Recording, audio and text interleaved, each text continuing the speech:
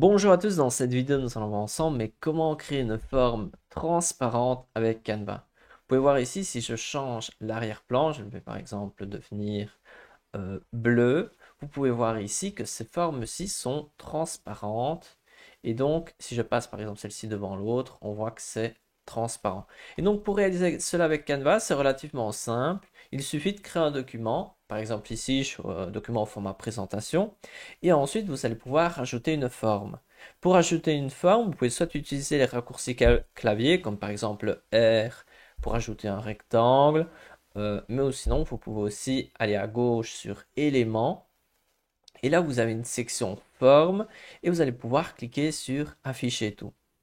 Et donc là, on peut voir qu'il existe tout un tas de formes comme le carré, vous avez le rond, le triangle, et voilà, vous avez tout un tas d'options.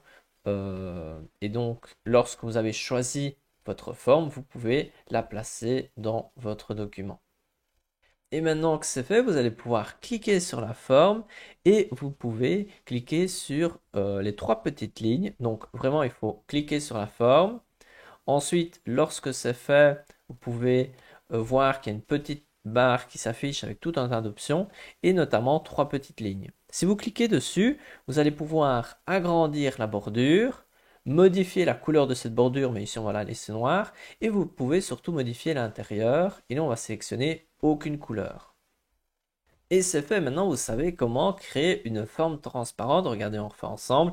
Je clique sur la forme, ensuite les trois petites lignes, j'ajoute une bordure. Cette fois-ci, je vais changer la couleur de la bordure, je vais peut-être faire rouge. Et ensuite, l'intérieur, je mets transparent. Et donc ici, imaginons si je change le fond, je clique sur le fond et ensuite je vais changer la couleur. Je vais mettre par exemple du vert. On peut voir que mes deux formes sont bien transparentes. Et donc maintenant, vous allez pouvoir utiliser cette simple technique pour améliorer vos designs.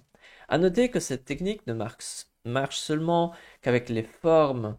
Donc ici, si vous allez sur éléments, seulement avec les formes que Canva appelle formes.